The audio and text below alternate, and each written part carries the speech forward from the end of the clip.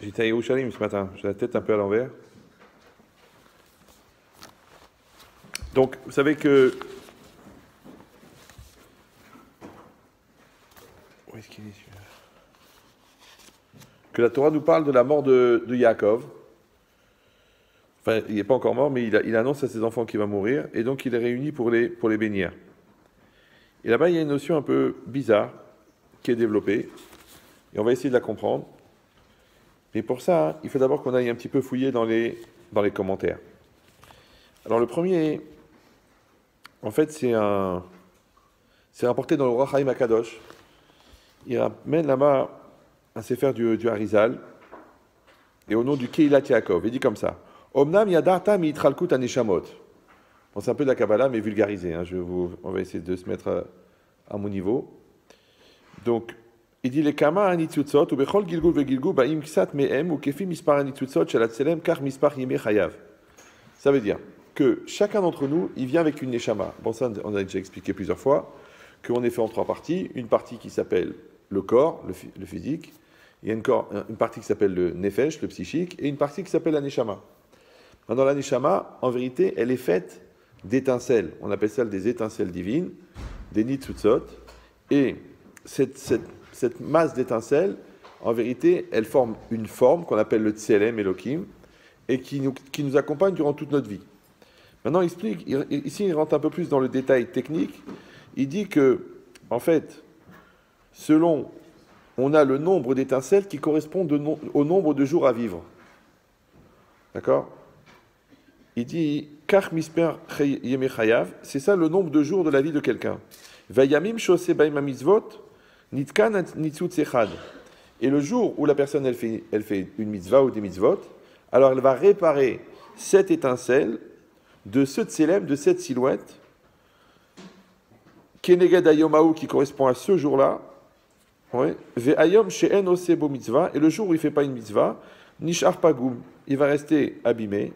Nitzutzaou, cette étincelle-là, Shelat Tselemaou, de cette silhouette-là, qui est Neged Ayomaou, qui correspond à ce jour-là, Vechen al-Derech. Alors, je vais essayer d'être pédagogique. Oui, donc on a dit que, en fait, on vient au monde avec une Neshama.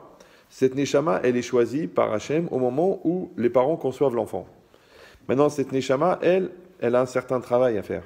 On appelle ça le tikkun, on appelle ça la réparation. Mais ce qu'il faut arriver à comprendre, c'est que cette neshama, elle est formée d'un certain nombre d'étincelles.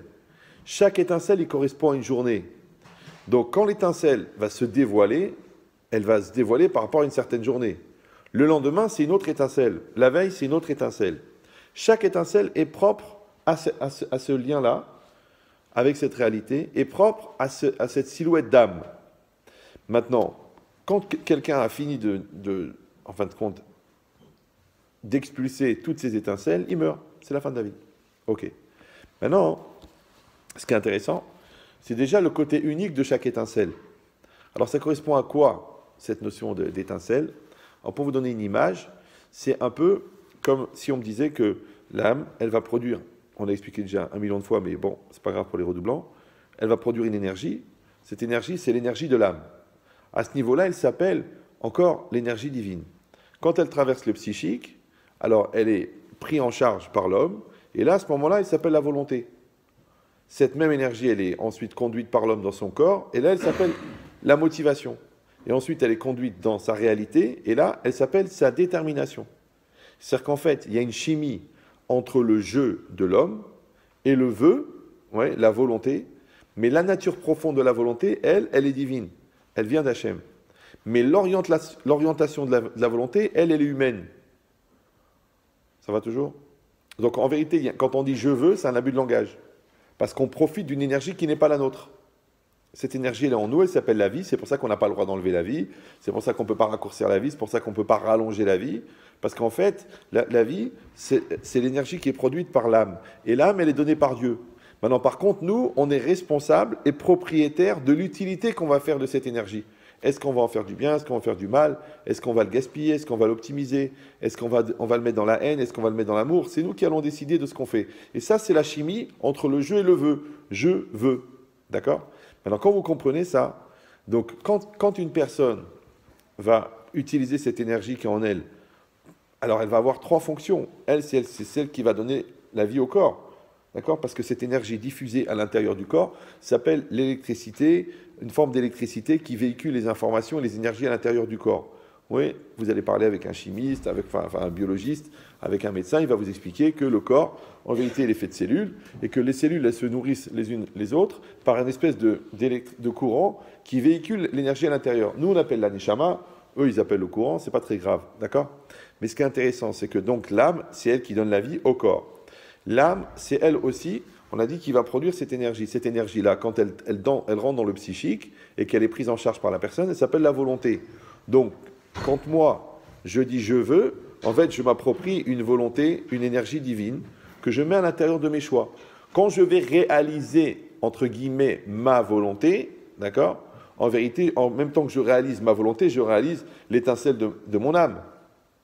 Vous me suivez toujours? Oui? Non? Oui? C'est normal. Parce qu'elle, elle vient de mon âme, d'accord? Qui est divine. Mais en même temps, puisque cette étincelle-là, elle vient du divin, et donc qu'elle rentre, entre guillemets, grâce à moi dans la réalité, quand je me réalise, en même temps, je la réalise. C'est comme si tous les jours, tu emmènes quelqu'un à l'école. À la fin, il sait lire, il sait écrire. Tu dis, bon, c'est toi qui as été à l'école, mais c'est moi qui t'ai emmené. Et bien nous, quand on amène notre volonté à la réalité, nous nous en servons pour nous réaliser. Mais en même temps, puisque cette étincelle est divine, donc on réalise Dieu, entre guillemets, en même temps qu'on se réalise. Ça va? C'est clair ou... C'est pour ça que quand on fait des bêtises, c'est grave pour Dieu. Alors qu'on aurait pu dire, on n'a rien à voir avec... Non, Dieu il fait sa vie, on fait notre vie, ça n'a rien à voir. Mais non, puisque Dieu se réalise à travers nous. Par contre, quand on fait du bien à Dieu, puisqu'on réalise Dieu dans le monde. Et pour les gens qui ont un peu de mal à se dire, j'ai l'air de quoi, de penser que je réalise Dieu, c'est pour ça qu'on a donné l'exemple du Père et du Fils. D'accord? Parce que le Père et le Fils, ils sont liés par un lien familial. Donc, qu'il le veuille ou non, le Fils, il représente son Père. Donc, quand le Fils fait des bêtises, eh ben, le Père est insulté. Bien que le Père, il pourrait dire, écoutez, il fait ce qu'il veut, il fait sa vie, c'est un voyou. Non, les gens disent, tu sais, on a vu ton fils, il vole des voitures, il embrouille, il deal de la coke, mais que dans la communauté, hein, Chadvé Shalom, ouais. Alors tu dis, bon, alors, toi tu te sens mal à l'aise, mais pourquoi tu te sens mal à l'aise? Parce que tu es le Père. Parce que d'où il vient ce gosse? De toi. Donc de la même manière que le Fils est la continuité du Père, et ben entre guillemets, l'homme, il est la continuité d'Hachem. Mais pas comme certains l'ont compris. Ouais, que de croire que le Fils, il est Dieu. C'est une erreur. D'ailleurs, on le dit, le Père, le Fils et le Saint-Esprit. Il y en a bien un des deux qui est Saint-Esprit. C'est pas grave. D'accord. Mais c'est ça l'idée. C'est que quand la personne se réalise, en vérité, elle réalise Dieu. C'est pour ça que l'acte de l'homme, il contient une dimension infinie. C'est pour ça qu'il peut pousser les limites de la volonté à l'infini. C'est pour ça qu'il a une possibilité de mettre le génie à l'intérieur de la matière. Pourquoi? Parce qu'en fait, c'est une chimie entre de l'infini et du fini. Ça va toujours? Donc, encore une fois, je répète, parce que ça va être important pour le reste, c'est que l'énergie de mon âme, c'est elle qui va donner la vie à mon corps. Parce que vous avez bien compris que la maladie, c'est quoi? C'est que l'énergie de mon âme, elle arrête d'être diffusée dans le corps. Maintenant, elle arrête de diffuser dans le corps parce que je me sens mal, elle arrête de diffuser dans le corps parce que je ne veux plus me battre, elle arrête de diffuser dans le corps parce qu'en fait, j'ai pas envie de vivre. Donc l'énergie, elle s'arrête. Le problème, c'est que la cellule, quand elle ne reçoit pas cette énergie, elle meurt. Ça s'appelle la maladie. Mais le symptôme, il est que la perception de cette énergie qui n'est pas diffusée. Ça va toujours? Cette énergie, quand elle n'arrive pas dans le monde psychique, eh ben, j'ai pas le moral, j'ai plus envie de vivre, je me sens mal, j'ai honte, je suis plein de complexes, je me sens gros, je me sens débile, je me sens lourd. Donc l'énergie, elle ne va pas aller, entre guillemets, dans ma volonté. Donc elle ne va pas être dans mon moral. Donc je vais être down. Donc je ne vais pas être bien. Pourquoi? Parce que j'ai empêché cette énergie-là. Par contre, si l'énergie de l'âme, je l'amène à travers ma croyance, à travers ma force, à travers ma confiance en Dieu, mais je suis invincible. Qu'est-ce qui peut m'arrêter? Même la maladie, je lui dis non. La maladie, je lui dis non. Ouais. J'étais dans l'avion tout à l'heure, une dame avec une émouna incroyable. Elle m'a raconté qu'elle a perdu son père en 2012. Et 2 semaines après, sa mère, elle a fait un AVC. En plein hôpital, devant tout le monde. Elle s'est mise à genoux, elle a levé les yeux, elle a dit Hachem, tu m'as pris mon père, tu vas me prendre ma mère. Je dis non. Elle était pas très très religieuse. Elle avait juste une photo du rabbi. Elle a dit de Lubavitch. Ouais, mais ce n'est pas le principe en soi, c'est la Emouna. Elle a pris la photo, elle l'a mis dans la main de sa mère. Et elle a dit au médecin, ma mère, elle va bien. Et les médecins lui avaient dit, allez lui dire au revoir parce que c'est fini. Elle a fait un AVC, elle est dans le coma, elle va mourir quelques heures, quelques jours. Une semaine après, la mère, elle s'est levée. Les médecins, ils ont dit, on ne sait pas, on ne comprend pas, on ne comprend rien. Tu ne veux pas comprendre qu'est-ce que quelqu'un il peut faire avec sa émouna. Pourquoi? Parce que ce n'est pas rationnel. C'est pas normal. Quelqu'un, il crie maintenant. Il dit à Dieu non. Dieu dit, attends, Dieu il dit, attends, c'est moi qui décide. Qui c'est qui vit, qui c'est qui meurt? Non, ça c'est toi. Mais moi c'est ma mère. Alors tu te débrouilles. Une personne, elle pousse comme ça, elle pousse. Maintenant, est-ce que ça marche à tous les coups? Je ne peux pas vous dire, parce qu'il n'y a pas d'échelle dans cette logique-là. Mais ce qui est fort, c'est de montrer comment est-ce que quelqu'un, entre guillemets, il peut rentrer, entre guillemets, en concurrence avec Dieu. Pourquoi? Parce que justement, Dieu, il a donné à l'homme une dimension divine. Maintenant, encore une fois, cette dimension divine, elle est faite pour être utilisée par l'homme. D'accord? Elle n'est pas faite pour l'homme, il se prend pour Dieu. Je sais que la nuance, elle est très fine pour vous, ouais, mais c'est très important. Donc, dans cette logique-là, vous avez compris que cette énergie, on l'a en nous-mêmes. D'accord? Elle est très, très, très puissante. Tout ce que vous voyez de grand et de beau et de fort qui se fait dans le monde, en vérité, et de mal aussi, c'est une dérive de cette énergie-là. Parce que si je vais mettre cette énergie infinie dans la haine, elle va fabriquer un petit Adolphe. Ouais. Et si je mets cette énergie infinie dans l'amour, elle va fabriquer Rabbi Shimon Bar Yochai. Mais c'est la même énergie. Donc ça veut dire quoi? Parce on peut faire, avec le courant électrique, on peut faire un appareil d'assistance respiratoire qui maintient en vie une personne, on peut faire une chaise électrique. Et ça, tout le monde est au courant. D'accord? Donc ça veut dire quoi? Qu'encore une fois, que cette énergie-là de l'âme, quand elle va être utilisée par le psychique, alors elle va réaliser le psychique. Je me réalise. Ok, c'est moi. Mais qu'est-ce que je fais en vérité? Je projette à l'extérieur ma personnalité. Donc ma personnalité, c'est comme le diapo que je vais mettre dans l'énergie, qui va projeter dans la réalité ce que je suis. Ok. Mais en même temps, je réalise mon corps. Parce que je me développe, parce que je m'épanouis. Au contraire, je m'affaiblis, je tombe malade. Ouais. Et en même temps, elle réalise le divin que je contiens. Donc je deviens un Kiddush Hashem, ou Chazve Shalom, le contraire, un Chilul Hashem. C'est clair pour vous tout ça? Super. Alors maintenant, si vous avez compris ça, donc on peut lire un Harvey Nachal. Harvey Nachal, c'est un texte très profond. Alors c'est marqué là-bas comme ça. Shekama ruchaniyut, shekama mine ruchaniyut nitu be'adam betrilat yetzirato. Il y a toutes sortes de spiritualités qui ont été données à l'homme au début de sa création. Alors en fait, on va un peu reprendre les paroles du Kehilat Yaakov, mais on va les lire avec les mots du Harvey Nachal. Tout à l'heure, on a dit que chacun il vient au monde avec un certain nombre d'étincelles. Maintenant, on explique c'est quoi ces étincelles. Qu'est-ce qu'elle contient, l'étincelle? L'étincelle, elle contient kol miner ruchaniyut, toutes sortes de spiritualités. Alors d'habitude, quand je fais ce cours, pour essayer d'imaginer un peu ça, je vous dis que quand on fabrique, quand on veut par exemple H2O, c'est de l'eau. Donc il y a 2 atomes d'hydrogène et un atome d'oxygène. Alors le prof de chimie, pour vous expliquer ça, il a pris 2 boules bleues qui sont retenues par une baguette et une boule blanche qui représente l'oxygène. Et les 3 sont reliés par des baguettes. Maintenant, cet ensemble-là d'éléments composés forme H2O qui est l'eau. Ok. Maintenant, imagine que tu as une image plus complexe avec à peu près 73 000 boules qui correspond à peu près au nombre de jours qu'un homme va vivre. D'accord? En moyenne. 73 000. Et chacune correspond à un jour à vivre. Mais chacune aussi, elle contient, ce qu'il dit ici, une certaine ruchaniyut, une certaine spiritualité. Ça veut dire qu'en fait, chaque jour, il contient une opportunité de spiritualité à développer. Ça va? Ouais. Ça va. D'accord? Ça veut dire que il y a un jour, par exemple, le Shabbat, il contient une spiritualité spéciale. Maintenant, ce jour-là, tu es en vacances. Là, il y a une spiritualité par rapport à la pudeur, par exemple, parce qu'il fait très chaud. Ouais. Là, il y a une spiritualité par rapport à la colère, parce que tu vas rencontrer quelqu'un qui va beaucoup t'énerver.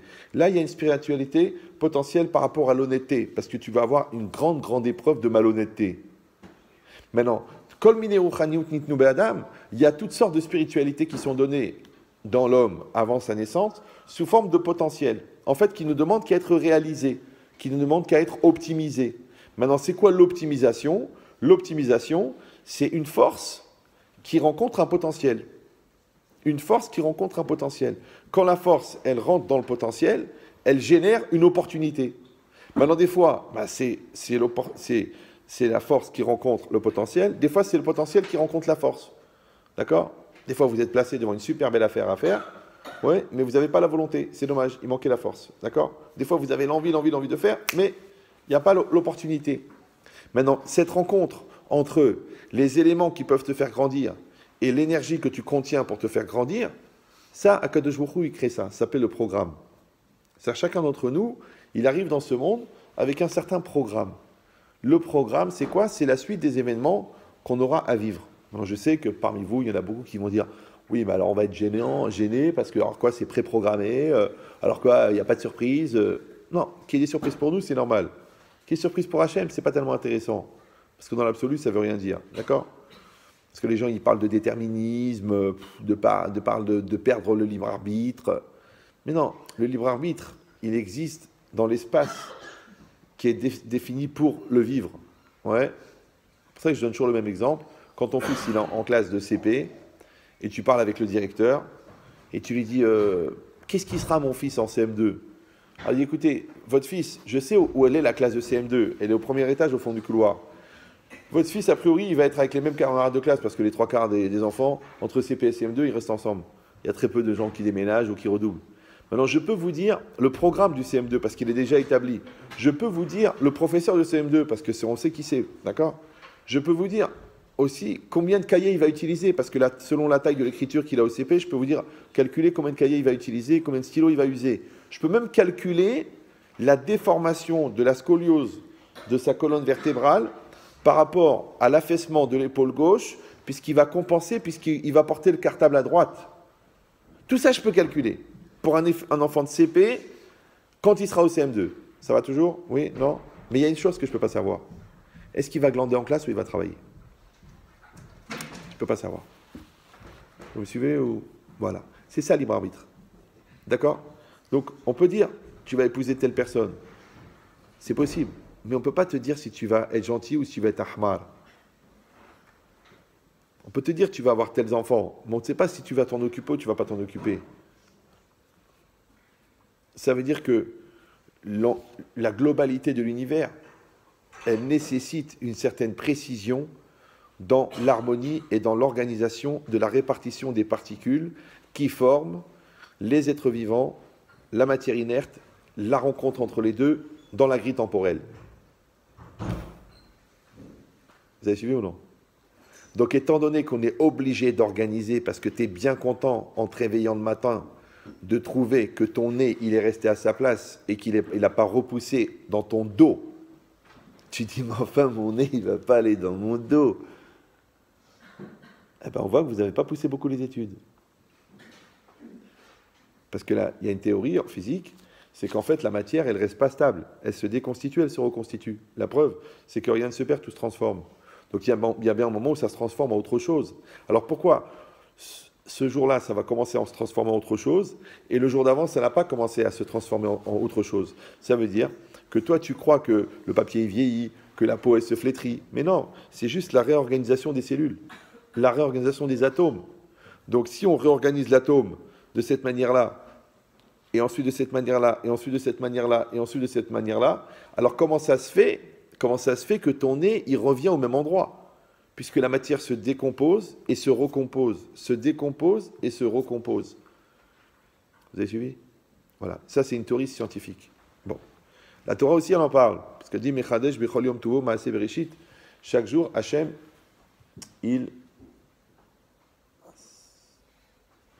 chaque jour Hachem, comment je vais faire? Ah oui, c'est vrai. Voilà. Chaque jour Hachem, il recrée la création. D'accord, encore une fois. Maintenant, puisqu'Hachem, il recrée la création, donc il est obligé d'organiser cette création pour qu'elle reste harmonieuse. Et pour qu'elle reste harmonieuse, étant donné que chaque création, elle dépend de l'autre, dans l'harmonie de l'univers, donc automatiquement, il faut un plan préétabli. Maintenant, le plan préétabli ne réduit pas ma liberté, puisque ma liberté, elle se place à l'intérieur des limites. C'est pas que la liberté, ça veut dire qu'il n'y a aucune limite, il n'y a aucune logique, c'est l'arbitraire total. Non, c'est pas arbitraire. Non, c'est très organisé. D'accord? C'est très organisé. C'est même d'une précision atomique. Mais à l'intérieur de cette organisation, on laisse un espace. Et cet espace de liberté qu'on appelle le choix de faire le bien ou de faire le mal, ça, c'est propre à toi. D'optimiser le temps ou de le gaspiller, ça, c'est propre à toi. D'avoir une attitude positive ou négative, ça, c'est propre à toi. Et c'est là-dessus qu'elle se joue, ta liberté. Maintenant, quand je l'accepte, oui, je suis un homme libre. Quand je le refuse, je ne suis pas plus libre parce que je refuse les limites. D'accord? Alors, ce qu'il a dit ici, que Kol Miné Rochaniut, quand même, Miné Rochaniut, il y a toutes sortes de spiritualités qui ont été données en l'homme. Be'atralat Yetzirato, au début de sa création, Be'atralat Yetzirato, Ve'embo Bekoar Velo Bepoal, et elles sont en lui en potentiel et non pas en réel. Ce qu'on a dit tout à l'heure, c'est un potentiel qui n'est pas encore réalisé. Ou Beyado, les Atotam, l'école Makom Shirtse, et l'homme a la capacité de faire tendre cette force-là vers là ou vers là où il veut, vers le bien ou vers le mal. C'est ça la liberté de l'homme.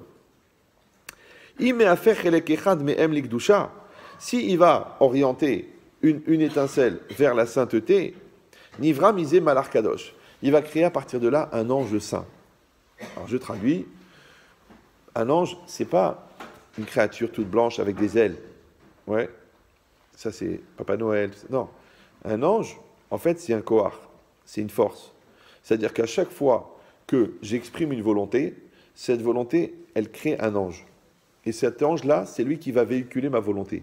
Parce que comme l'homme est fait à l'image d'Hachem, et que Hachem, c'est quoi? C'est une énorme volonté que le monde soit, qui se parcellise en milliards de micro-volontés, et chaque volonté, en vérité, elle véhicule une volonté d'Hachem. De la même manière, un homme, par sa conviction, par sa volonté, par ses choix, par sa parole, par son acte, il crée des anges. Moi, je parle, par exemple, ouais, je suis intéressé à ce que vous compreniez. Donc, il y a un ange qui prend l'information et qui va dans votre tête. Elle arrive dans vos tympans, elle arrive dans votre cerveau, vous réfléchissez, vous dites, je ne sais pas où ils vont en venir, je suis fatigué, d'accord? Il n'y a pas la marchandise que j'attendais ce soir. Donc, chacun, il a ses pensées, c'est normal, ouais.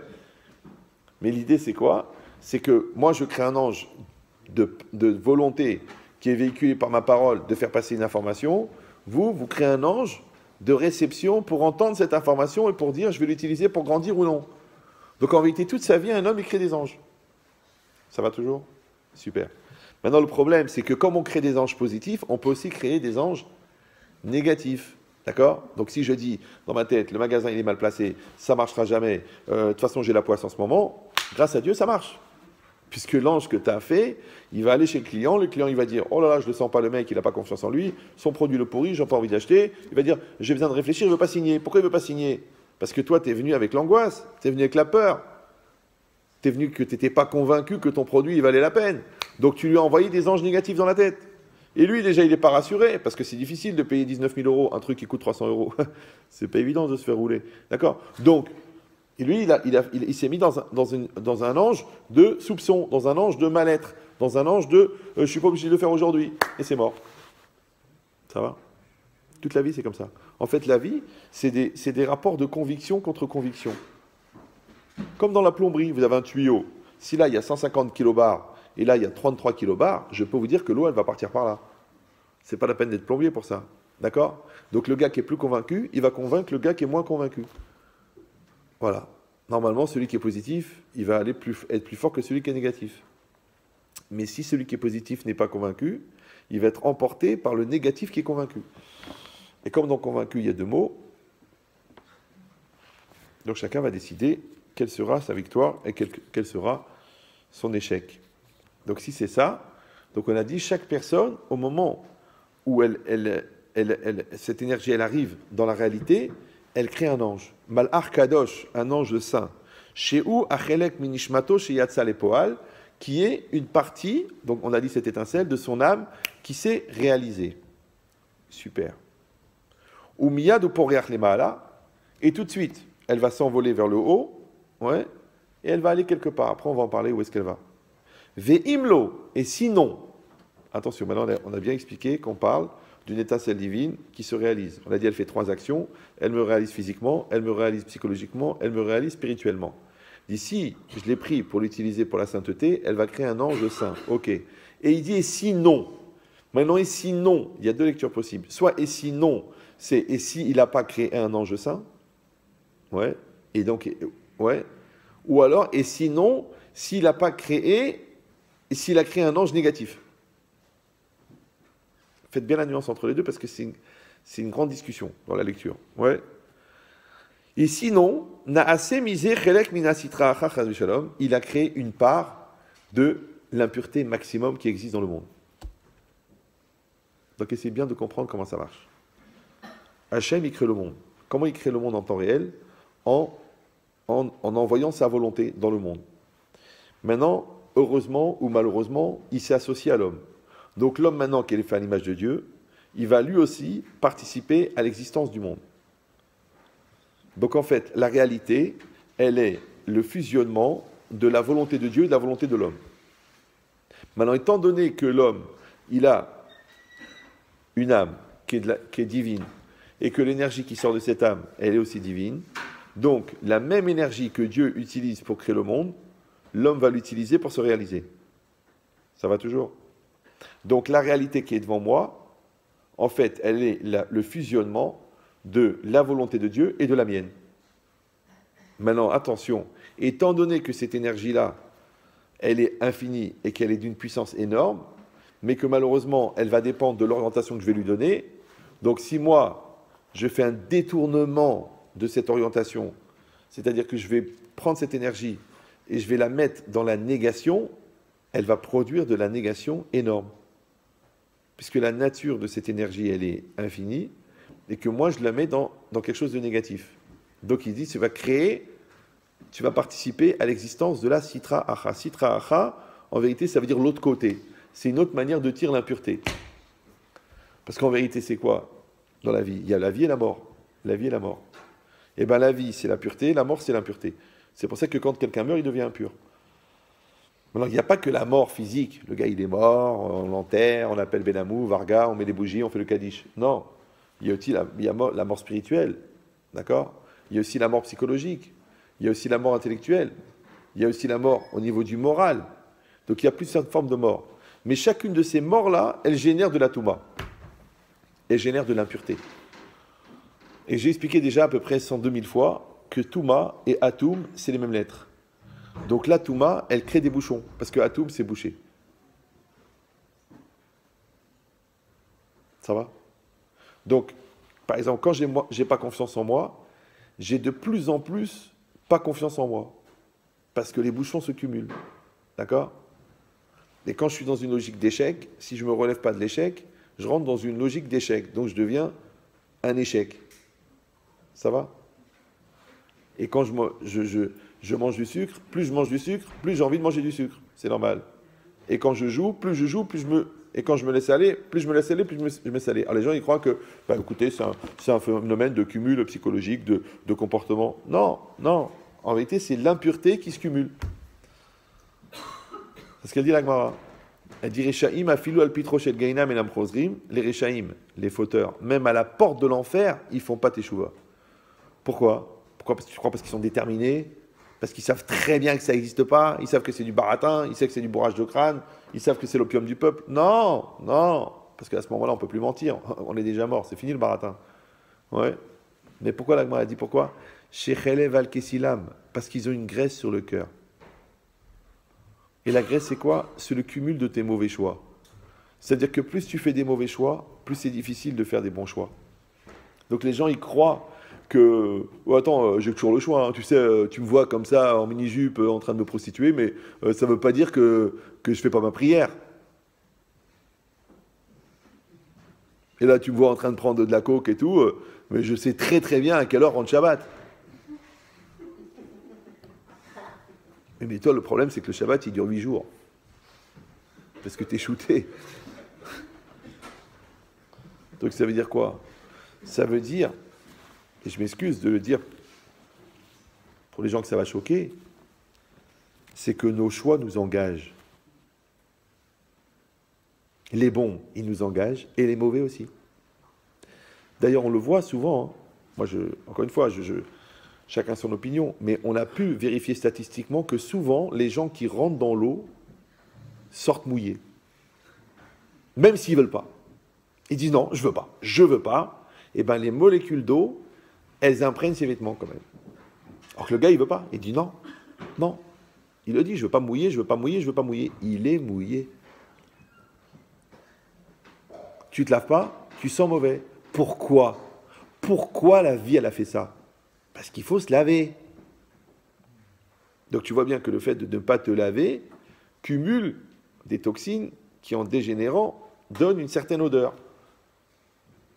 Que toi, tu appelles un parfum, mais que dans un zoo, on appelle les fauves. Ouais. Mais t'as rien fait de mal. T'as rien fait de mal. T'as juste arrêté de prendre des douches. Et bien, quand tu prends pas de douche, tu te salis. Et quand tu dis tout le temps des gros mots à la personne que t'aimes, ben, il y a quelque chose qui a été brisé.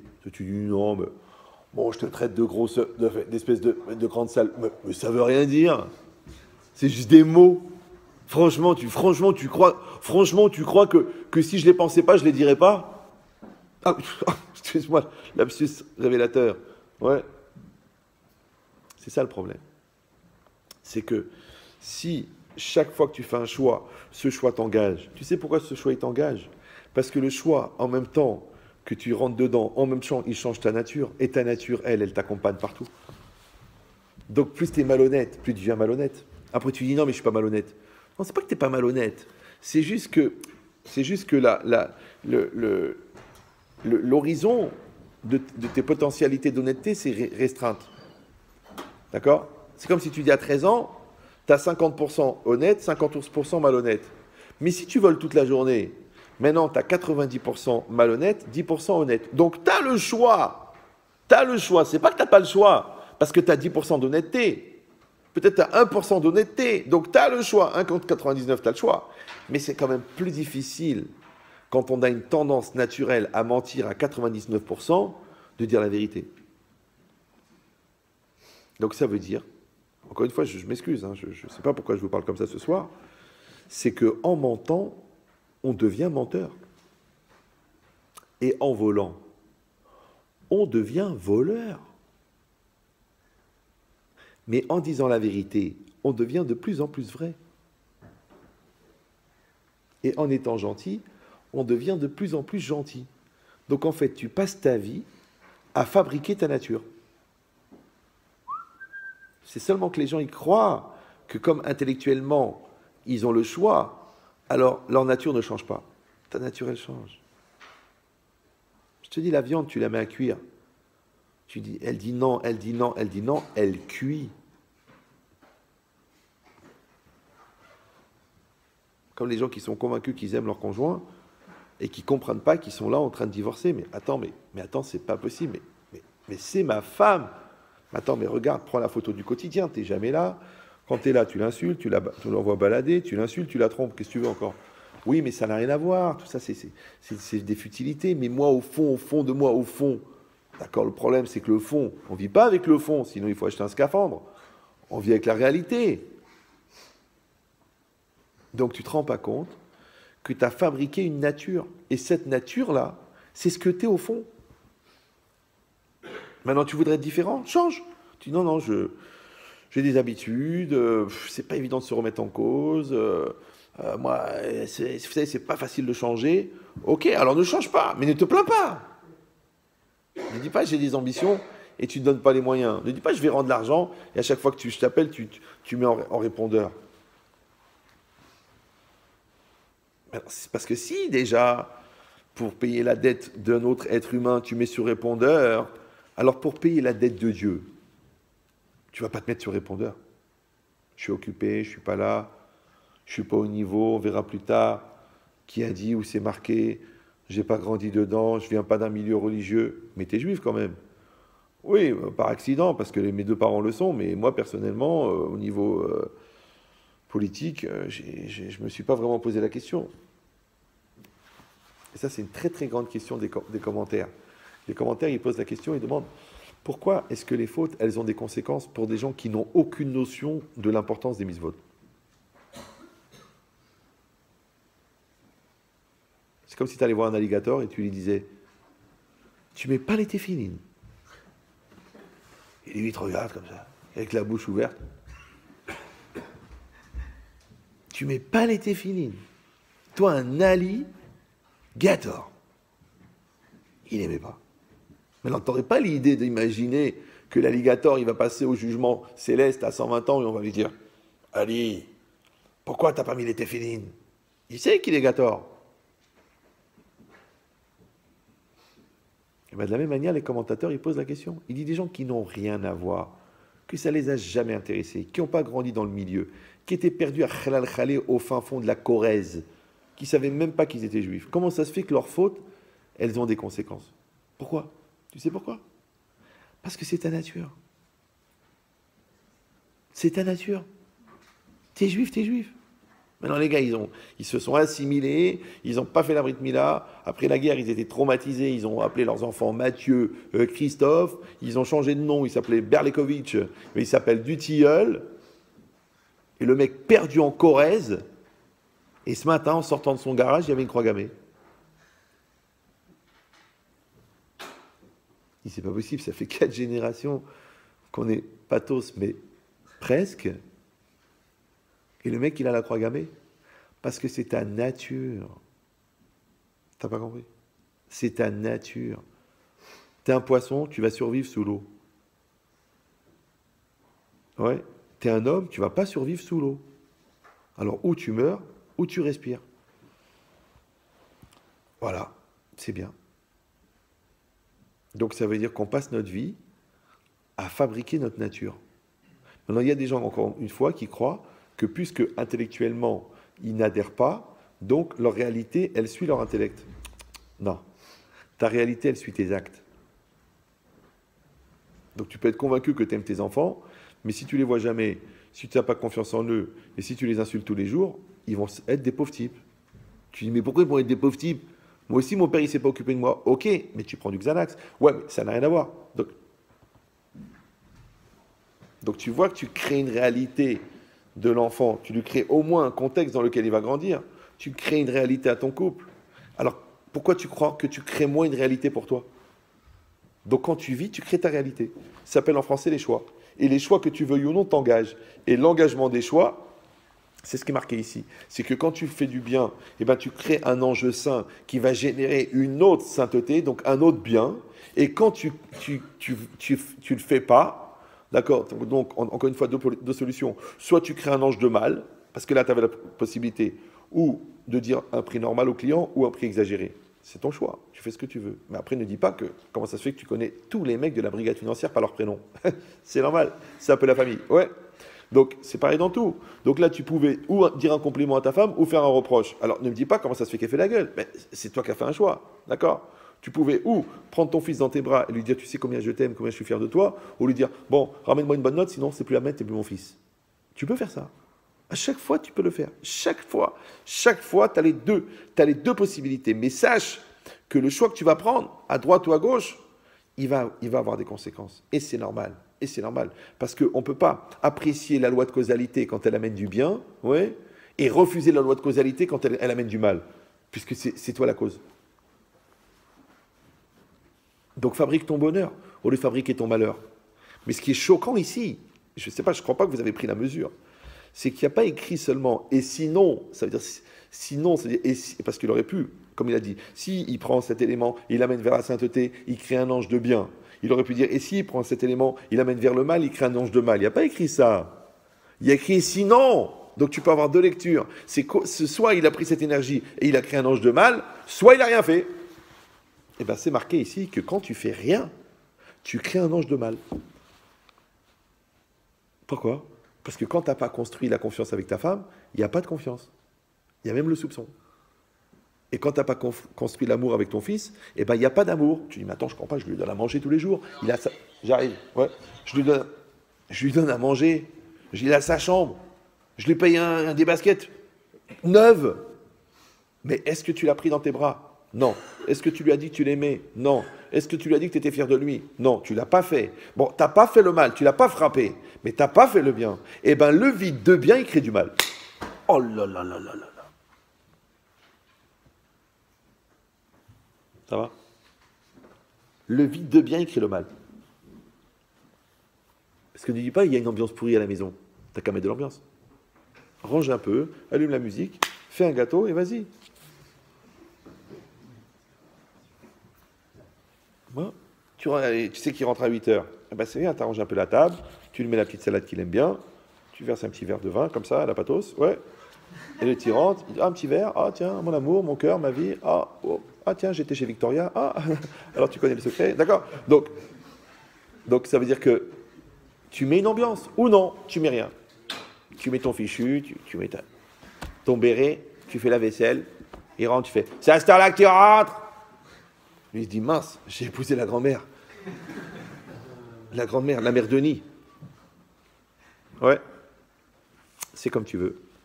Métro, boulot, pantin.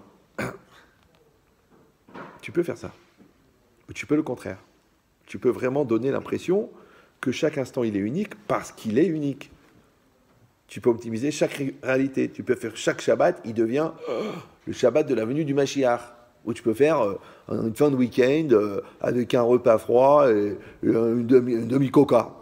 Genre, tu dis, dommage, je ne suis pas mort hier. Ouais. Tu nous fais un Shabbat, tu nous fais un vrai Shabbat. Les nérotes de Shabbat, les belles salades, la belle table. Tu t'es bien habillé, moi aussi je me suis bien habillé. Moi je t'accueille, et on chante, et on fait des Dvar Torah. Fais-nous un Shabbat. Non, Ok, moi je comprends que les gens ne sont pas chômeurs Shabbat, mais est-ce qu'ils sont obligés d'être morts? Est-ce qu'ils sont obligés d'être morts, d'arriver à 9h du soir, que le Shabbat il rentre à 5h, il y a quoi à manger, tiens, t'as mis la mitraille sur la télé, non c'est pas grave, on va la regarder quand même. Après samedi matin, un bout de rôti froid. Je dis, mais c'est quoi ça? Mais même au camp de la mort, ils s'arrangeaient pour avoir quelque chose. Toi, t'as quoi? C'est quoi ton problème? Tu peux pas nous faire une dafina ou une kaela? Rien. Comme ça. Tu ouvres le frigo, tu te lèves à 11h déjà à la prière, Mshifhala. Après, tu dis le kidouche, je peux pas, je suis allergique au jus de raisin. Après, tu prends un yaourt, tu regardes la télé. Je sais pas ce qu'il y a le samedi à la télé, mais il paraît que c'est pas mieux que la semaine. Donc, alors tu es là, et ton cousin, le fou, le religieux, il vient Shabbat Shalom. Tu es fou toi ou quoi Qu'on n'est pas mardi? On n'est pas mardi, on est Shabbat. Donc quand tu nous as fait un Shabbat de mer, ne viens pas chez moi me dire comment ça se fait que toute la famille est en dépression. Mais c'est normal. Moi je le dis, je le répète. Les gens, ils font 51 semaines pourries pour passer 2 semaines de vacances aux Bahamas. D'accord? 17 000 €, l'hôtel, le truc, le solarium, voilà, le bateau, la croisière, les khalaba. Moi, si vous voulez un conseil, parce qu'ils vous la vendent la semaine extraordinaire, ils voulaient vendre les paysages de rêve, ils voulaient l'île paradisiaque, les beautés inconnues exotiques, ils vous la vendent. Moi, de vous à moi, si vous n'êtes pas des consommateurs, faites l'inverse. Au lieu de faire 51 semaines de mort et 1 semaine de rêve, faites 51 semaines de rêve et 1 semaine de mort. Tu prends ta femme, vous allez dans un hôtel pourri à Saint-Étienne. Au mois de novembre, tu choisis un week-end où il pleut et où elle est nida, et vous allez les deux là-bas, et vous faites la gueule pendant 2 jours. 1 semaine de mort. J'en ai marre, tu pues, casse-toi, j'en ai marre. 1 semaine de mort. Tu as fini, t'as vomi, t'as été aux toilettes, ça y est, c'est bien là, t'as tout lâché. Allez mon amour, on est reparti pour 51 semaines de rêve. Pourquoi les gens ils font pas ça? C'est bizarre, non? En vérité, dans l'arbitraire psychologique ou la philosophique ou la psychiatrique, pourquoi ils font pas le contraire? Parce que la société de consommation, elle te vend ça. Tu as un quotidien pourri, mais on va t'organiser 1 semaine de rêve. Ouais, tu as une vie pourrie, mais on va te mettre des émissions de télé extraordinaires. Tu as une maison pourrie, mais on va te mettre des animateurs super sympas, super rigolos, super. Mais enlève la télé, c'est toi l'animateur. Tu rentres chez toi, tu fais le spectacle. Moi, je leur fais le spectacle à mes enfants. Ma femme, elle croit que je suis fou. Tu fais le spectacle, tu mets l'ambiance, tu rigoles, tu dragues celui-là, tu arranges celui-là, tu trucs celui-là, tu fais un cadeau à celui-là. C'est normal, c'est ça le spectacle, on n'a pas besoin de la télé. Enfin, est-ce qu'on a besoin de l'Arnoula pour apprendre à être un bon Cyril? Non, ça n'a rien à voir. Ni cette logique-là. que chacun il peut faire ça. C'est-à-dire tu peux fabriquer le paradis ou tu peux fabriquer l'enfer. Mais ne dis pas l'enfer il est tombé sur moi, je suis maudit, je suis pourri. Mais non, si tu as fait des mathématiques, tu n'as qu'à suivre la courbe qui t'a amené là. Je comprends pas, même le petit poussé, il a retrouvé les cailloux. Et toi tu sais pas qu'est-ce qui t'a amené là où tu es. Mais jusqu'à quel âge on peut continuer à penser que tout est de la faute de l'autre? Jusqu'à quel âge? Ça suffit d'être une victime. Tu fais le contraire. Tu dis, si j'ai le choix de pourrir tout, j'ai le choix d'améliorer tout. Eh bien, fais-le. Et au pire, ça ira mieux. C'est moi qui ai inventé cette expression. Bon. Donc ici, c'est marqué que où la personne, on a dit, elle va utiliser cette étincelle pour faire du bien, et donc elle va créer un ange saint. Et vous avez compris maintenant, l'ange saint, il va créer une autre opportunité de mitzvah, qui amène une autre... C'est ça, mitzvah, goret, mitzvah. Ou le contraire, soit parce qu'il a fait du mal, et le mal va entraîner le mal, soit parce qu'il n'a rien fait. Et ici, c'est marqué que le fait de ne rien faire, ça génère de l'impureté. C'est pour ça que je vous donnais 74 000 exemples pour faire comprendre. Il dit, et tout le temps que l'âme est habillée à l'intérieur du corps, l'homme ne ressent pas cela. C'est que l'homme, il ne sent pas qu'il y a une étincelle qui le quitte. Un homme, il ne sent pas qu'il y a une opportunité qui se crée. Parce que le corps, il voile la personne. Il dit, aval achareb tirato, mais après sa mort, bimkom sheniar kol yama vetrelke nishmato, à l'endroit où il a déposé tous les morceaux de son âme, sham imatsam, là-bas il va les trouver. Ça veut dire que, on a dit un homme, il vient avec une neshama. Cette neshama, elle est faite d'étincelles. Chaque jour, il y a une étincelle qui se révèle. L'étincelle, elle arrive. En fait, l'étincelle, elle crée l'opportunité. L'opportunité, où je m'en sers pour faire du bien ou pour faire du mal. Si j'en ai fait du bien, eh ben, elle va se cumuler dans un endroit qu'on va appeler le monde futur. Si j'en ai fait du mal ou que j'en ai rien fait, donc cette étincelle n'a pas été optimisée. Donc, il faut qu'elle soit récupérée pour être réintégrée dans une autre silhouette d'une autre âme qui va venir dans un autre corps, dans une autre vie. Parce que vous avez bien compris que le psychique, c'est moi, mais la neshama, c'est pas moi. Donc la neshama, c'est une pile qu'on m'a prêtée. Maintenant, quand moi, l'impulsion de la pile, je l'utilise, eh ben, comme j'ai fait sa réparation, donc elle m'appartient, mais quand je ne l'ai pas utilisée, on est obligé de la réintégrer. Quand on va la réintégrer dans une autre âme. Ouais, que je ne vais pas forcément rencontrer dans ma vie. Parce qu'elle n'est pas, elle est pas personnelle, cette âme. Ouais, donc cette étincelle non plus, elle n'est pas personnelle. Alors si c'est comme ça. Alors regardez ce qu'il dit le Rav Dessler. Quand on a dit que c'est le corps qui empêche la personne de se rendre compte, en vérité la logique c'est quoi? On a expliqué déjà que l'âme, elle est infinie. Et que l'âme, pour elle, le temps, il est aussi infini. Alors, pour essayer de ne pas vous brutaliser intellectuellement, on va dire que le temps de l'âme perçu par l'homme est ce qu'on appelle un présent continu. D'accord? D'accord. Maintenant, quand on dit que c'est un présent continu, le problème, c'est que tant que la neshama, elle est dans le corps, la personne, elle oublie son passé, d'accord? Et c'est l'écran du corps qui fait ça, et elle ne connaît pas son futur. Mais au niveau de l'âme, oui, le présent, le passé, le futur, c'est la même chose. Super. Maintenant, pourquoi Hachem il a fait ça? Parce que c'est pour rendre possible le libre arbitre. Parce que si la personne, elle voyait son futur, eh ben, elle dirait, mais attends, mais là je prends un mauvais choix là. Donc elle n'aurait pas le choix. Et si la personne, elle se rappelait tout le temps de son passé, elle ne pourrait pas vivre non plus, parce qu'elle serait tellement paralysée, écrasée par le vécu de son passé, qu'elle dirait que ça ne vaut pas la peine d'essayer de changer. Donc on a besoin de l'oubli. On a besoin de l'oubli pour redonner de l'espoir, d'accord? Mais on a besoin de ne pas connaître le futur pour avoir de l'espoir. Alors il dit comme ça. Non, où est-ce qu'il est? Ne vous énervez pas. Ah, parce qu'en réalité, je ne voulais pas faire le cours classique. Donc, je suis en train de changer l'ordre complètement du développement du cours. Donc, si vous sentez que ce n'est pas clair, c'est sûrement que je n'ai pas compris de quoi je parle.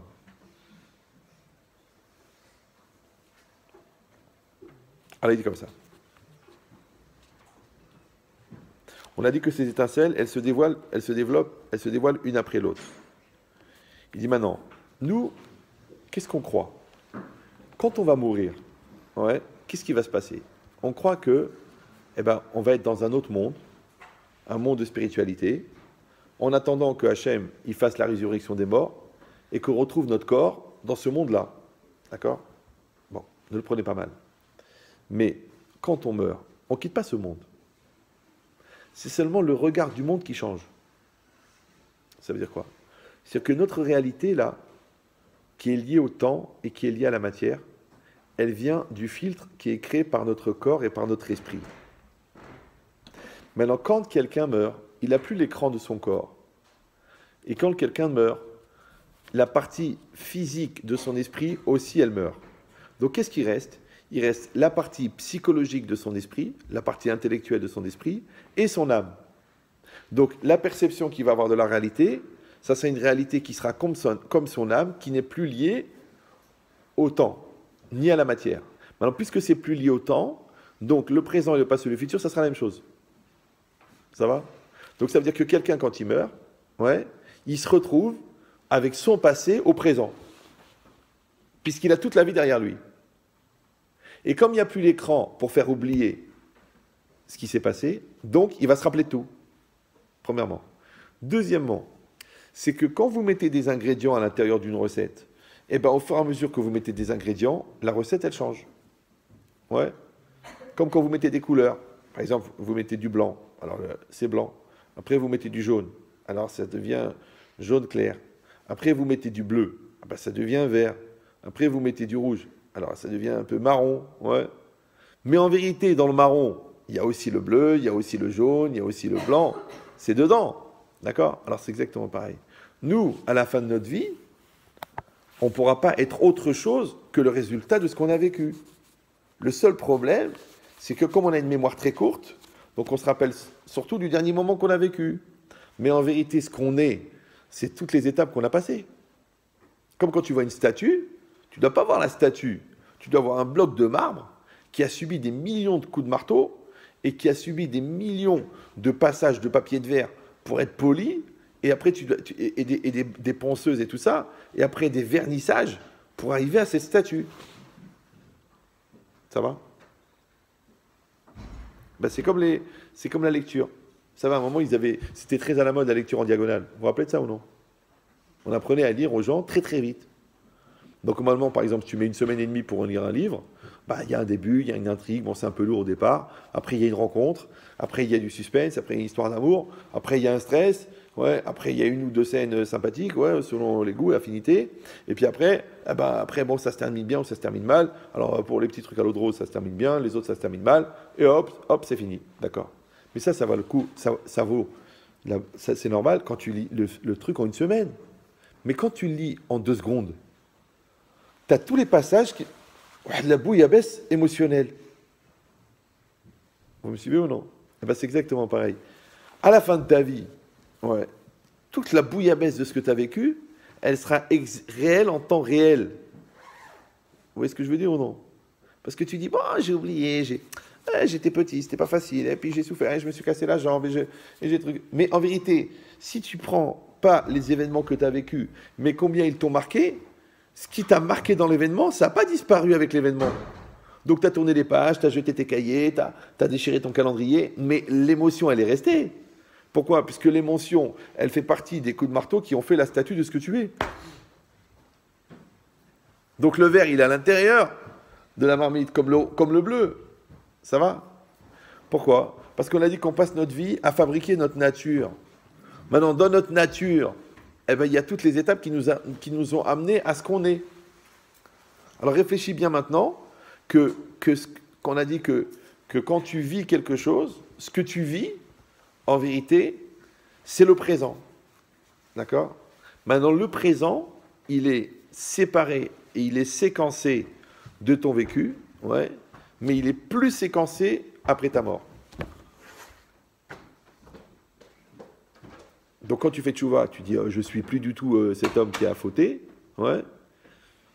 Mais quand tu meurs, tu es le mec qui a fauté et le mec qui n'a pas fauté. Ça va? Alors tu vas voir, qu'est-ce qui va rester? Le mec a fauté ou le mec a pas fauté? Ça dépend de ta nature. Parce que si tu as fauté, mais en vérité, tu étais impliqué que superficiellement dans la faute. Donc, en fait, quand tu as fait tes chouvas, tu as juste confirmé qu'au fond, tu étais quelqu'un de bien.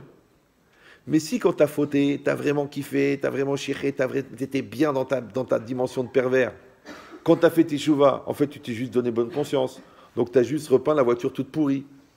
Donc, elle est restée une voiture pourrie. Donc, la vraie question, c'est est-ce que ta nature, elle est dans le bien et tu as eu des égarements, ou ta nature, elle est dans le mal, et tu t'es donné bonne conscience. Mais ce qui va rester à la fin de ta vie, ce n'est pas les étapes, c'est la nature. C'est comme l'acier suédois et l'acier indien. Vous savez ça ou non? Un jour, j'ai acheté un portail. Je ne l'ai pas acheté cher. Donc, j'ai amené un gars, il l'a monté. Après, je l'appelle au bout de 2 mois, et je lui dis, écoute, le portail, il s'affaisse. Il me dit, combien tu l'as payé? Je dis, 300 € chez Castoire en bas. Ouais. Il m'a dit 300 €, c'est l'acier indien. Je dis, c'est que c'est quoi de l'acier indien? Je m'en fiche, moi, de l'acier indien, pas d'acier indien. Il faut qu'il tienne. Il m'a dit, écoute bien, Ichia. L'acier suédois, c'est du minerai d'origine. D'accord? Ils l'ont fait fondre. Il est pur. L'acier indien, c'est quoi? Les Indiens, ils rachètent tout l'acier pourri dans le monde entier. Ils le font fondre, des bateaux, des chevaux, des chameaux. Ils font tout fondre. Et après, c'est de l'acier reconstitué. Mais comme c'est un acier qui a déjà été fondu, cassé, refondu, donc il est beaucoup plus fragile. Donc il est beaucoup moins solide, donc il est beaucoup moins fort. Donc c'est pour ça que la barre, là, les 2 barres qui tiennent ton portail, eh ben, ça fait au fur et à mesure. Tu peux mettre des vis, tu peux mettre des écrous, tu peux mettre des khlala. Donc quand ils te disent le portail 300 € avec bois exotique, ça veut dire bois de cajot plus ferraille indienne. Ça veut dire pourri en fait. Tu dis quoi, il faut le payer 1000 €? Ça commence à 1000 €. À 1000 €, tu as un truc en chêne. D'ailleurs, le truc qu'il y avait avant, je l'ai jeté. C'était du chêne, je l'ai laissé pendant au moins 4 ans dans le jardin sous la pluie, il n'a pas pourri. Et l'autre, posé, verni, il a pourri. T'as compris l'idée? Voilà, c'est ça la différence. Ça veut dire que toi, tu vas décider, est-ce que tu vas devenir de l'acier suédois ou de l'acier indien? Est-ce que tu vas être le cumul de tous tes échecs en espérant t'améliorer, ou est-ce que tu vas fabriquer une personne construite et complète, ce qu'on appelle vulgairement un tzaddik et une tzadékette? Qu'est-ce que tu veux, toi? L'acier suédois ou de l'acier indien? Je comprends que vous avez des questions, mais vous êtes obligé d'attendre la fin parce que c'est un monologue. Moi aussi, ça me fait cet effet quand je m'écoute. Ouais. Mais qu'est-ce qui est marqué ici? Ici, c'est marqué un truc incroyable. C'est marqué, et c'est ce qu'il dit ici le Rav Dessler. Il dit Kolzman Neshama Begouf, tout le temps que l'âme elle est à l'intérieur du corps, Ora Mechoussa Aliedeagouf, sa lumière est cachée par le corps. Ve'in Istera Miatzma, et elle est même cachée d'elle-même. Rak Chalakim Ktanim Meora Mitgalim Bezacharze, c'est juste des petits morceaux de lumière qui se dévoilent l'un après l'autre. Ki Bechol Rega Mitgale Chelek Acher, parce qu'à chaque instant il se dévoile un nouveau morceau. Ou Miyan Nechaseshuv, et après à nouveau ça se recouvre. Veze ou Anikre Tzlenu Regaove. C'est ça ce que nous appelons l'instant présent. C'est ça le problème. Le problème, c'est quoi le présent? C'est quoi le présent? Les gens disent, le présent, c'est le présent. Voilà. C'est le présent. On est au présent. On est dans le présent. Non. Peut-être que le présent n'existe pas. Peut-être que le présent, c'est quoi? C'est la rencontre entre la fin du passé et le début du futur. Peut-être le contraire. Pourtant, en vérité, c'est peut-être le passé et le futur qui sont une illusion. Comme je vous ai expliqué 1 million de fois déjà, que, en fait, le passé, quand il est passé, il est encore présent. La preuve, tu le ressens. Ouais. Et si le passé qui est déjà passé, il est encore présent, qui te dit que le futur qui n'est pas encore arrivé n'est pas déjà présent? Tu dis, mais le présent qui n'est pas encore arrivé ne peut pas être présent. Mais comment ça se fait que ça existe l'anticipation? Comment ça se fait que ça existe la maturité? Et qu'est-ce que c'est la maturité? La maturité, c'est d'avoir le niveau de son futur au présent. Parce que comment tu peux être prêt à une situation que tu n'as jamais vécue? Parce que tu avais la maturité. Donc la maturité, en français, ça s'appelle répondre présent. Donc maintenant, on a une question maintenant. C'est est-ce que le temps est une dimension indépendante de l'homme ou c'est l'homme qui fabrique son temps au fur et à mesure qu'il le vit? C'est pour ça qu'on n'a pas tous le même temps. C'est pour ça que le temps des enfants n'est pas comme le temps des adultes. C'est pour ça que le temps des paresseux n'est pas comme le temps des travailleurs. C'est pour ça que le temps des rêveurs n'est pas comme le temps des gens efficaces. C'est pour ça que le temps des gens qui n'ont pas de projet n'est pas le même temps que les gens qui ont des projets. Parce que bizarrement, les gens qui ont des projets, ils manquent toujours de temps. Et les gens qui n'ont pas de projet, ils ont tout leur temps. Ouais. Les paresseux, ils ont toujours l'impression que les journées, elles font 38 heures. Et les travailleurs, ils ont toujours l'impression qu'en 10 minutes, ils ont passé 24 heures. C'est pas possible. Et si vous allez dire, bon, écoutez, ça reste un peu quand même assez un peu bizarre à absorber. Mais c'est faux. Regarde, pourquoi quand tu vis quelque chose de fort, d'intense et de beau, tu ne sens pas le temps passer? Et quand tu vis quelque chose de vide, de lourd et d'inintéressant, tu te dis, attends, cette minute, elle a 90 secondes. Tu es là en train d'attendre.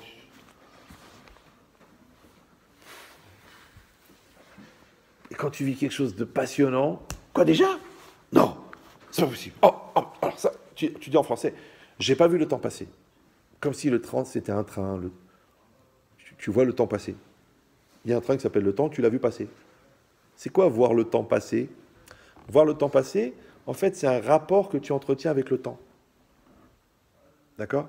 Donc maintenant, quand toi, tu décides d'être présent dans le présent, ouais, tu as un rapport avec le temps différent de quelqu'un qui décide de ne pas être présent dans son présent.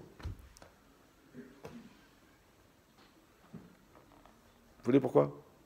Parce que le temps intérieur, il n'existe pas. C'est pour ça que le cerveau, il va à la vitesse de la lumière. Mais le temps extérieur, il est limité. Parce qu'il y a des secondes, il y a des heures, il y a des contingences, il y a des limites, il y a des contraintes. Donc en fait, le problème, ça va être la chimie de fusion entre le temps intérieur infini et le temps extérieur. Maintenant, celui qui arrive à mettre le temps intérieur infini à l'intérieur du temps fini, ouais, ce qu'on appelle vivre avec passion, son temps fini devient fini.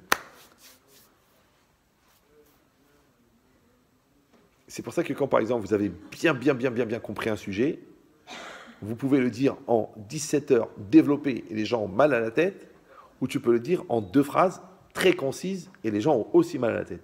Ouais. Mais c'est aussi clair. Tu te dis, mais comment on arrive à concentrer? Mais c'est quoi la concentration? La concentration, c'est de raccourcir l'espace qui existe entre les éléments qui constituent un sujet. Comme les gens ils doivent te raconter 20 ans de couple. Vous n'allez pas me raconter jour par jour, minute par minute.